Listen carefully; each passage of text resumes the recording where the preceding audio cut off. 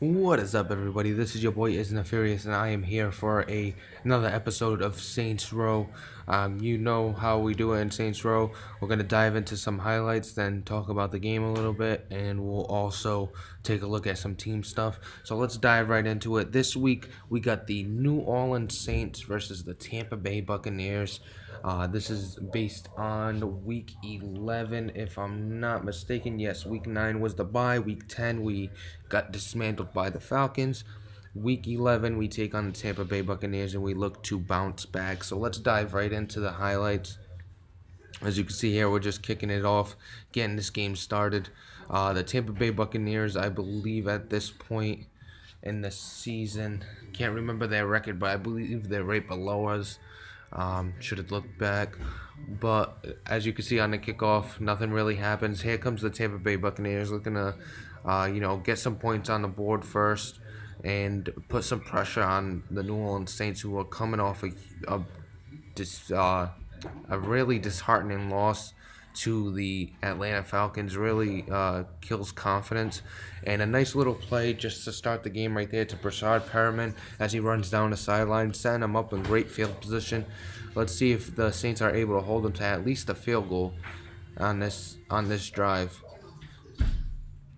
All right, so here comes the snap, and it's a nice sack by, I believe, Marcus Davenport there. Good job by Marcus Davenport coming in and getting the sack, and it actually sets him up for only a field goal in long range. And as he has enough leg, but he misses wide left, so a huge miss there. No points on the board on the first drive. Here comes the New Orleans Saints trying to put pressure on the Tampa Bay Buccaneers after being able to stop them and not give up any points on the opening drive. Drew Brees is going to look around. He's taking a look. Everybody's covered downfield. So he sees a big opening up the middle and he takes off. Drew Brees takes off. Not the fastest, but he's able to get the first down as he dives forward. Here comes the Saints offense after that play, looking to get something going on the ground as they give it over to Alvin Kamara. He makes a juke, and it's a forced fumble, but we're able to pick it up, luckily. So we retain possession, and here we go again, trying to make something happen on 3rd and 15. Drew Brees is dropping out in the shotgun, and he hits Alvin Kamara over the middle, but it's not enough for the first down, but it does give him enough for a field goal as Will Lutz comes on with his big leg, and he puts it right through the uprights, just inside that right post. Here comes the Tampa Bay Buccaneers down 3-0. We got Brett Rypien in the shotgun. He's looking around. He throws up the middle. He's had a guy wide open, but he misses the throw. Overthrows this guy. That could have been big for them. Here comes the Tampa Bay Buccaneers again, down 3-0 still, and Cameron Jordan gets around the edge and he's able to get his first sack of the game. He's been real quiet all season. Let's see if he could break out on this one. Next play, Cameron Jordan once again gets through and gets a sack. Good job by Cameron Jordan, setting him back and giving New Orleans Saints the ball without giving up any points. Here comes Alvin Kamara. He's got a big hole. He's got a lot of daylight. He's going to bring it to the 30, and he gets tackled inside the 30, but it's going to set him up in the red zone. As you can see here, Drew Brees, he's going to hit a little play action and hit Alvin Kamara right out the backfield, giving the Saints a 10-0 lead over the Tampa Bay Buccaneers. Here comes Brett Rypien trying to get something going. He's been under pressure all game, and another sack by Cameron Jordan. Cameron Jordan's really waking up in this game as he hits him for his 3rd sack so far. Here comes Drew Brees. He's looking around. He finds Ted Ginn, a little toss-up, and it deflects off 2 guys, and Ted Ginn's able to catch it, and he makes a little juke move, and he's into the end zone. What a crazy play there. Off a couple deflections, and Ted Ginn's able to take it in for a 17-0 lead for the New Orleans Saints. Brett Rypien trying to get something going. He finds Mike Evans on a crossing route, a nice little route there, finding the weak spot in the zone and sets them up in red zone, but unfortunately they're unable to punch it in before halftime. But here they come with the field goal. Let's see if they're able to put it right through the uprights. A nice little chip shot, puts it right through. 17-3 now, as the Tampa Bay Buccaneers are kicking off at half, right to Ted Ginn, trying to set up the Saints in good field position. And he finds a big hole. Ted Ginn's gonna take it to the house. It looks like there's nobody that's going to catch him. Ted Ginn's pretty fast. He's at the 20. He's at the 10. And he's all the way into the end zone, giving them a 24-3 lead. This game is out of hand already. After getting smoked by the Atlanta Falcons, they come back against the Tampa Bay Buccaneers, and it looks like they're going to win this one pretty easily as Brett Ripien rolls right, and then he throws it up, and it's an interception, and I believe that was by Marcus Williams there. So Marcus Williams with the interception, and Drew Brees is backing up, looking for a throwing lane, but unable to find anything as he gets sacked there, and it leads to a field goal. Will Lutz able to put it right through the uprights again. This time right inside the left side post. Here comes Ripien trying to make up for that interception that he just threw. He finds somebody in the seams, but he's unable to hold on. A nice little throw there, but unable to hold on in that seam route. Brett Ripien looking again, trying to get something going. He finds a lot of daylight, and just like Drew Brees, he takes advantage of it, dives forward, and he gets the first down. A nice little 17-yard run, and he's throwing again. Not really running the ball, especially down so big, and he's sacked. And I believe that one was by Patrick Robinson. Patrick Robinson gets in there for the sack on a cornerback blitz. Ripien's looking around, and he tries to hit a guy on a little comeback route, and he overthrows it. And I believe that was Eli Apple that got that one, his first interception of the day. And here comes the Tampa Bay Buccaneers after nothing from the New Orleans Saints. He finds Breshad Perriman up the middle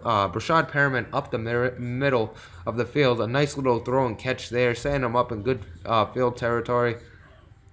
And he's dropping back once again, but Cameron Jordan gets in there for his 4th sack of the game.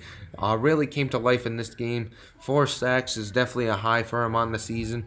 And it's good to see him going, because if he starts going, then the Saints defense is going to be a force. Here comes Ripien again, and he's taken down by Marcus Davenport on a nice blitz on a 3rd and long, setting up a 4th and long, and he's looking around. He tosses it up, but this is going to be caught but out of bounds. So it's a turnover on downs. It leads to a Saints field goal. Let's see if Will Lutz is able to hit this one. He again hits it, this time on the inside of the right side post.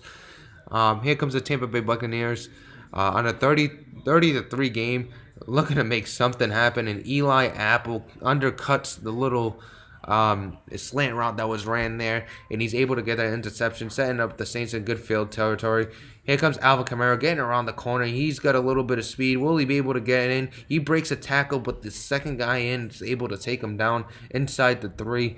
And here comes Drew Brees in the offense inside the 3. They're going to give a little handoff to Latavius Murray, and he runs it right up the middle for a touchdown. Nice little touchdown by Latavius Murray, giving them a 37-3 lead as the Tampa Bay Buccaneers look to get something going. But he's once again sacked, but this time by Quinton Jefferson, who's a backup for Sheldon Rankins. He's able to get in there and get a sack. And Marcus Williams comes up with a pick on this throw here, really icing the game, under 2 minutes. So that's pretty much going to do it. A 37-3 game. And you can see there that the New Orleans Saints pretty much controlled that game the whole way through. We'll take a look at the final game day stats. As you can see, 37-3, Saints on top. Drew Brees was 15 for 16 with 155 yards, 2 touchdowns. Cameron Jordan had 6 tackles and 4 sacks. Ted Ginn Jr. had 4 receptions, 94 yards, and a touchdown. A nice game by him. On the Tampa Bay side, you had Brett Ripien, who completed 14 out of 26 for 188 yards. 4 interceptions is a big one. Peyton Barber had 9 attempts for 29 yards. He was playing well all season, but this time he was able to be corralled by the Saints defense. Then you had Breshad Perriman with 5 receptions and 95 yards. So he was the one guy to really break free for them. But great game by the New Orleans Saints. Let's take a look at some of the Saints' needs.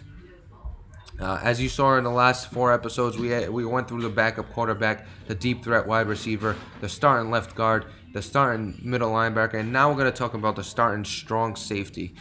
We need some safety help. Von Bell is in a contract year, so he might be walking. We have Chauncey Gardner-Johnson behind him. He's a low 70 overall, so maybe we don't want to keep him in. Right here we have the free agent options. We're gonna include Von Bell because he's in the last year of his contract, so he's actually a free agent option. We could bring him back. He's a 77 overall. He's one option. Another option is Devin McCourty, who's on the last year of his deal in New England.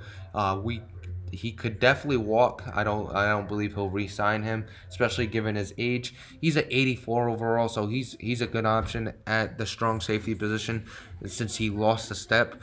Then we have Will Parks from the Denver Broncos, who's also on the last year of his deal, 76 overall. So we got a few options in free agency, but we might just re-sign Von Bell, or we might go with Chauncey Gardner-Johnson. We don't know yet. We'll take it. We'll think about that when the offseason comes. Let's take a look at some of our draft options as well. We got a couple LSU products in Grant Delpit and then Jacoby Stevens.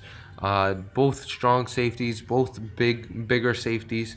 Really run support, come down, play the run really well.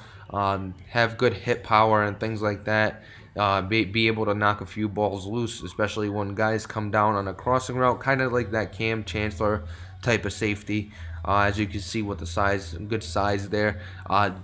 Grant Delpit, he's 21 years old, 6'3", 208. Like I said, a run support, and he's ranked number 5 in all of the drafts, so he could possibly go in the top 5 or top 10 at the least. Then you got a Clemson product in Isaiah Simmons. He's 21. He's 6'4", 225, but he's more of a zone guy. For some reason, he's not as aggressive as the Grant or Jacoby, even though he's bigger than both. He's ranked 39th in the draft. And then you got LSU's product, Jacoby Stevens, 22 years old, 6'2", 227, and he's a run support type of safety, like I said, and he's ranked 46th. So those are 3 options we could go with in the draft. Really high options if we don't have anything else. I doubt we'll go there. We'll most likely go with the free agency option. But we'll see exactly what happens in free agency, what happens in the draft. Maybe we end up going there. But that's pretty much going to do it for this video. I hope you all enjoyed it. And continue watching Saints Row. I'll try to get another video out to you in a day or two and keep it rolling. But I'm Edge Nefarious, and it was a pleasure. And like, subscribe, and hopefully you keep